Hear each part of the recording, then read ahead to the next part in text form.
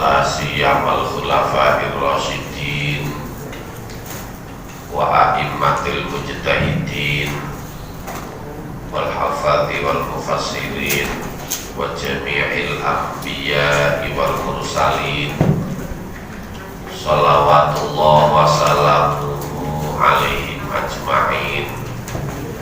Syaikul lillahi lahumul Fatihah.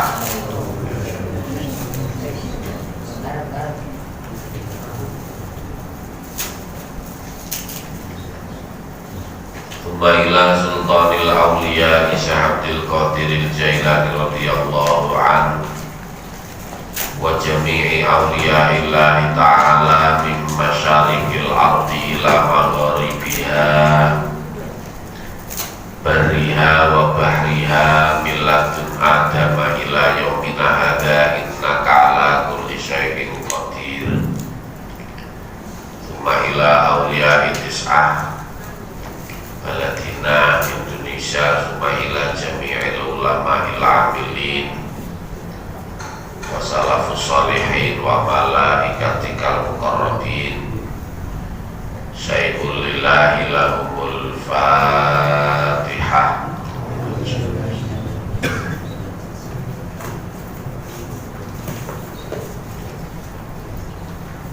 Thumma ila musannifi hadzal kitab wa ila muassisi hadhil qaryah wa ila muassisi hadzal musalla wa ila jami'i man istama'na hahuna li sababihi wa li ajrihi. Thumma ila jami'i abaina wa ummahatina wa jaddina wa jaddatina wa ajdatina wa ikhwanina wa akhwatina wa aqribaina wa ahibbaina wa ustadina wa ustadatina wa asatidatina jami'i man lahu haqqun hukukun wajibatun alaina wa alaihim wa jami'il muslimina wal muslimat wal mu'minina wal mu'minat al ahya'i minhum wal amwat. Syaikul lillahi lahumul Fatihah.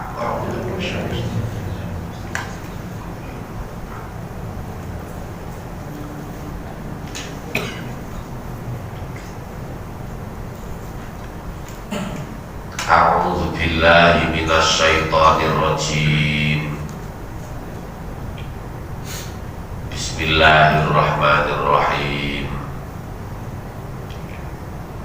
Qala al-musannifu rahimahullahu ta'ala nafa'ana bihi wa bi 'ulumihi wa bi asrarihi fid daraini amin ya rabbal alamin ya mujibas sa'ilin. A'udzu billahi minasy syaithanir rajim. Bismillahirrahmanirrahim. La yastanqifal masihu ayyakuna 'abdan lillahi walal malaikatul muqarrabun wa man yastanqif 'an ibadatihi wa yastakbir fasayahsyuruhum ilaihi jami'a. Al-ayat sadaqallahul azim. Surah An-Nisa ayat 172. Layastangkifa ora gumedhe sapa al-masihu Nabi Isa al-Masih,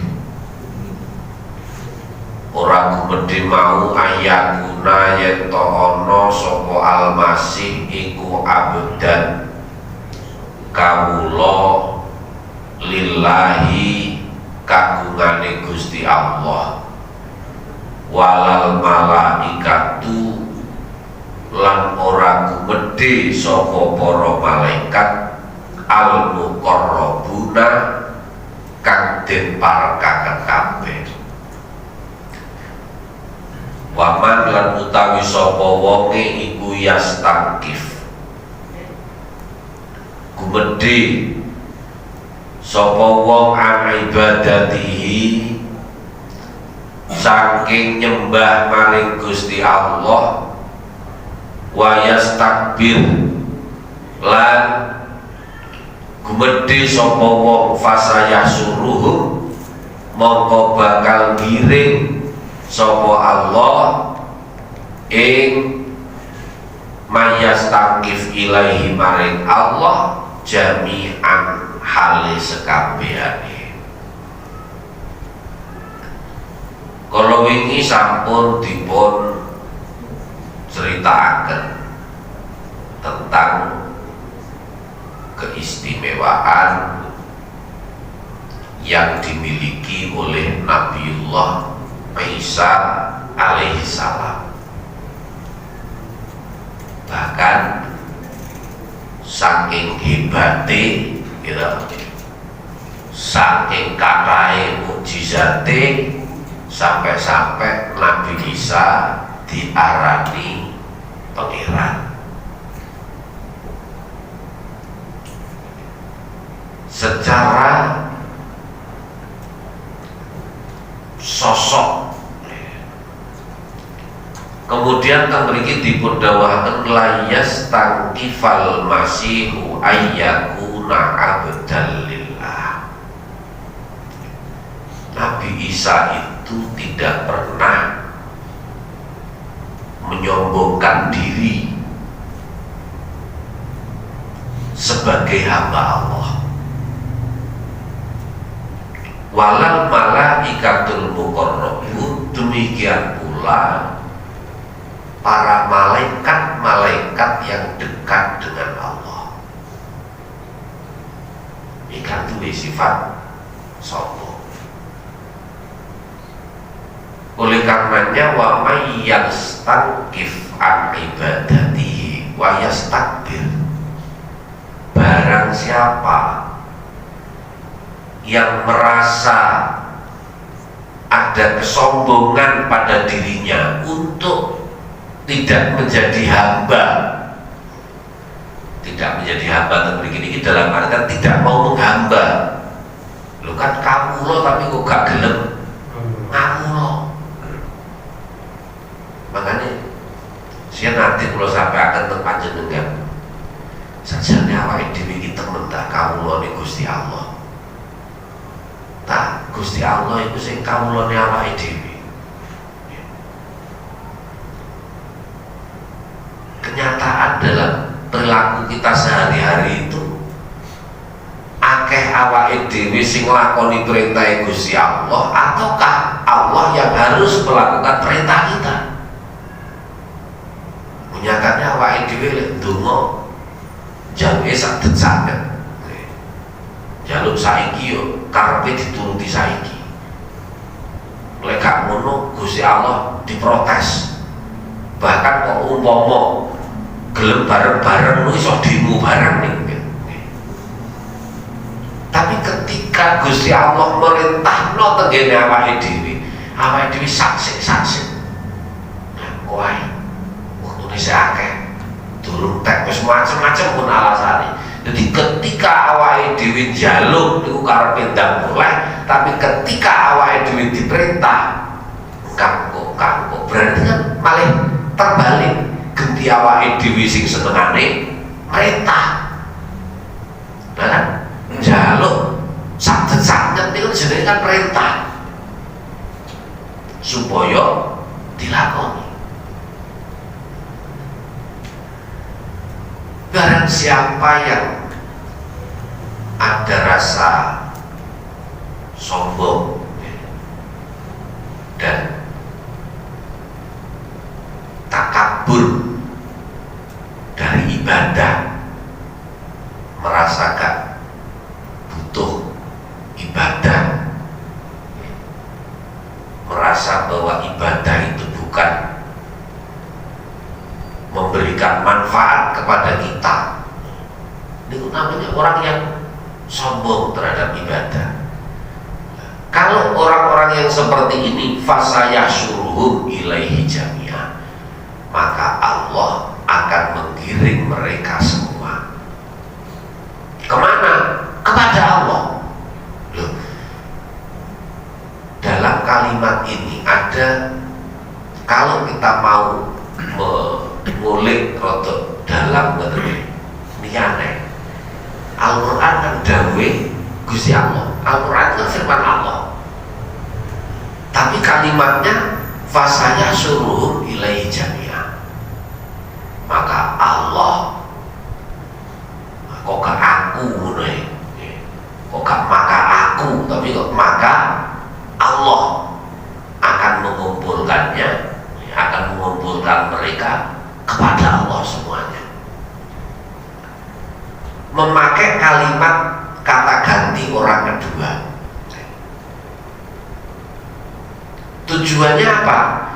Kalau untuk orang yang beriman, baik itu kata gantinya, kata ganti pertama aku, atau memakai kata ganti kedua dia, itu sama saja.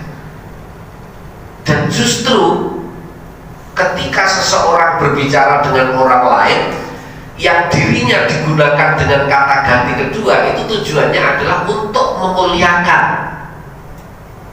terhadap orang yang dihitopi, terhadap orang yang diajak bicara. Yang kedua, bisa juga bertujuan untuk melecehkan terhadap orang yang diajak bicara. Contoh begini, misalkan kita ngobrol sama orang yang lebih mulia, niku kalimat kulo kali kalimat menyebut nama niku cara tata kramane luwih apian menyebut nama. Pangapunten iki Ali Maghfur sowan datang panjenengan kalih sarejan, nah ngoten nih, itu lebih baik daripada kulo. Tapi juga demikian ketika seseorang marah-marah kepada orang lain, itu jarang menggunakan kalimat aku, tapi pasti menggunakan kata ganti orang kedua. Bapakmu iki, makanya ketika ini kan bapakmu iki, jarang kok aku, makanya jarang bapakmu iki. Nah, itu litaubih. Lah, ketika kalimat ini masuk pada kalimat fasayahsyuruhum ilaihi jami'a, itu maknanya adalah litaubih. Karena bermakna memarahi terhadap orang yang memiliki rasa sombong. Jadi orang-orang yang sombong itu akan dikumpulkan oleh Allah seluruhnya kepada Allah.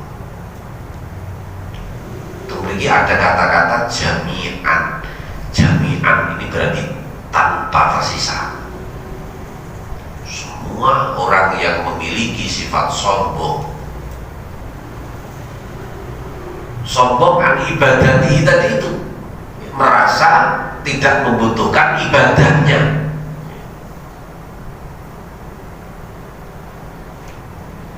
Kata jami'an, ajma'ina, ajma'u, itu makna-makna kalimat yang bermakna secara menyeluruh, total, tanpa ada yang ternafikan, tanpa ada yang terkecualikan, semuanya jami'an. Oleh karena itu ngeten para derek, ibadah nopo mawon jangan pernah kita meninjau dari sisi objeknya, karena objek itu sebenarnya adalah sasaran untuk melakukan ibadah, bukan nopo nopo istilahnya satu-satunya tujuan ibadah. Misalnya ketika panjenengan berzakat,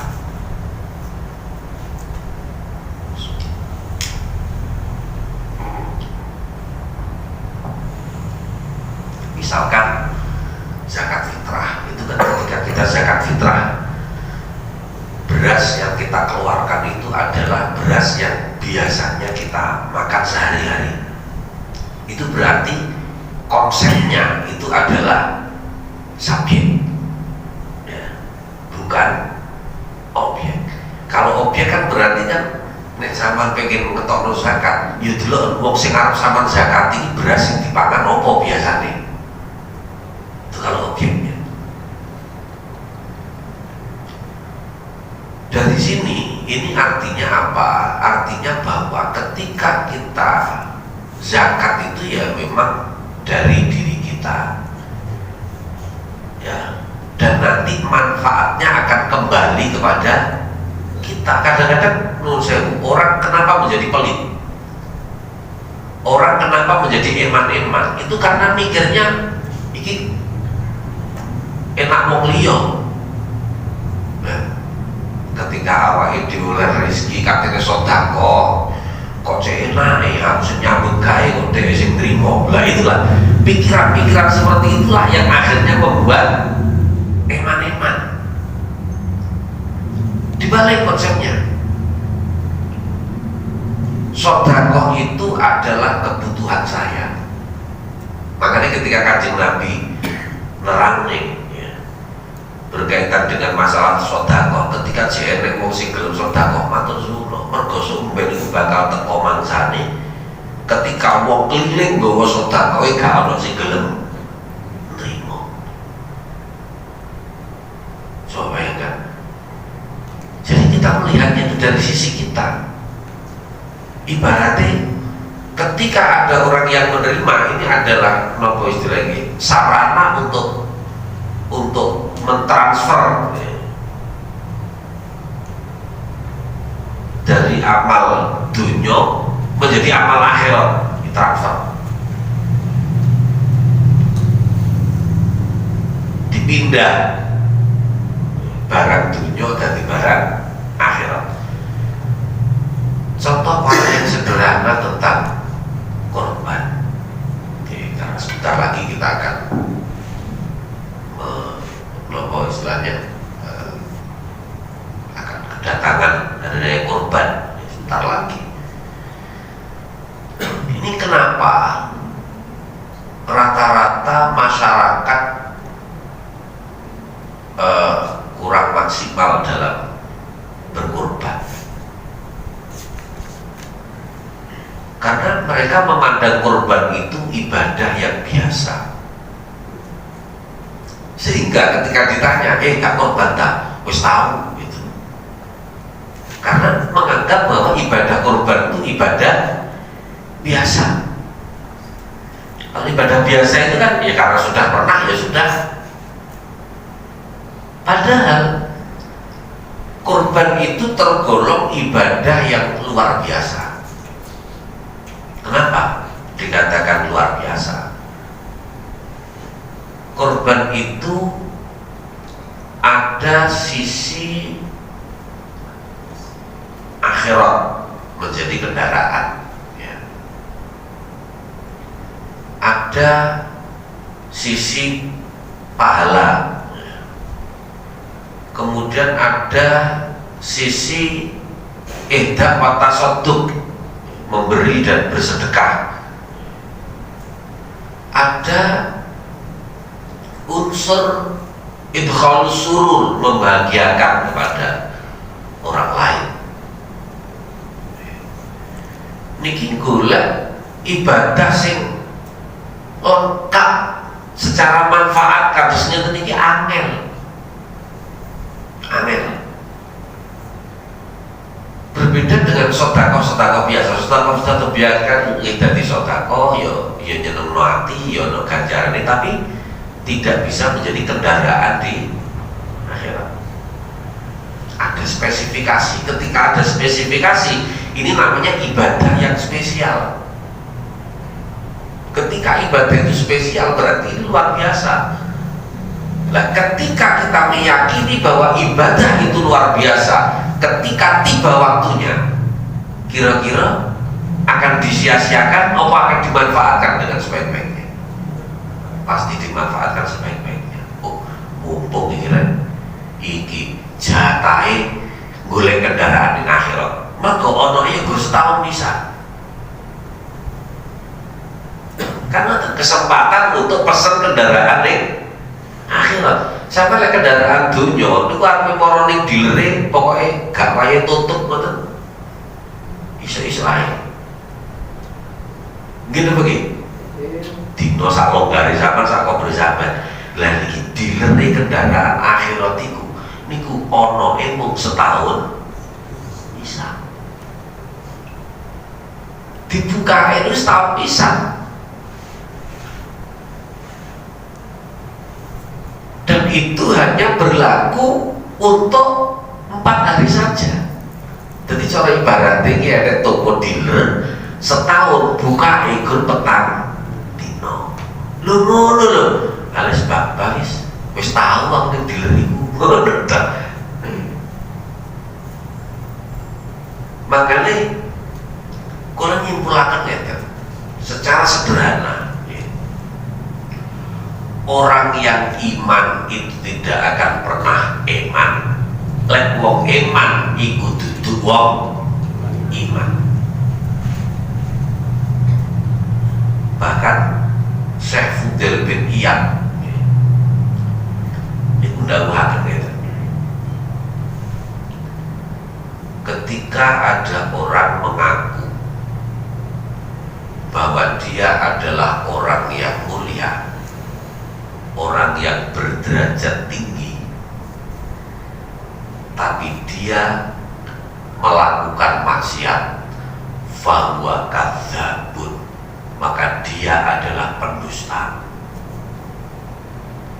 Enek wong rumangsa derajate dhuwur, aku wong mukmin, aku wong takwa, aku wong ahli swarga, wis macem-macem lah, aku wong soleh.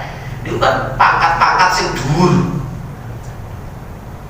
Tapi ternyata si gelem nglakoni dosa, fahuwa kadzabun, dia pendusta. Lek jarene wong Surabaya fahuwa kadzabun iki praketek. Kalau ada orang yang mengaku derajatnya tinggi, gitu, mulia, tapi masih melakukan dosa, bahwa kata pun dipraketek. Ibu nangis makna yang paling gampang. Kemudian beliau melanjutkan, lek enek wong ngaku pengen mlebu swarga, tapi ngetokne bondo gawe ibadah, eman-eman, fahuwa kadzab, kira-kira ngetokne bondo gawe ibadah, eman-eman apa enggak? Nek jek eman-eman ngaku ning mlebu swarga gak bener. Loh, orang itu memang betul-betul pengen mlebu swarga, apapun akan dia kerjakan. Makanya bahasa kula niku wong iman gak bakal eman, wong eman dudu wong iman. Nah, makanya sajane dites biji korban iki. Tes temen tapi kalau mlebu swarga temen kan ngono kan. Berarti nek gak usah iki dhuwit ya ono, gitu. Enek fasilitas tuku kendaraan akhirat terus gak pati ngreken. Niku pertanyaane temen tapi mlebu swarga temen. Bener kok jojo praketek. Fahuwa kadzabun. Karena tidak boleh kita merasa tidak butuh ibadah. Nih, begini, nomor surah An-Nisa ayat 172. Kaulah. Jadi apapun ibadah yang kita lakukan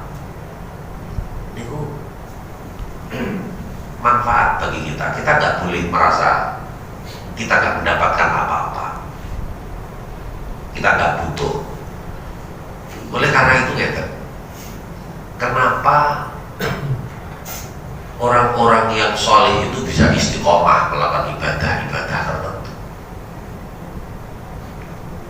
Karena mereka meyakini membutuhkan ibadah itu.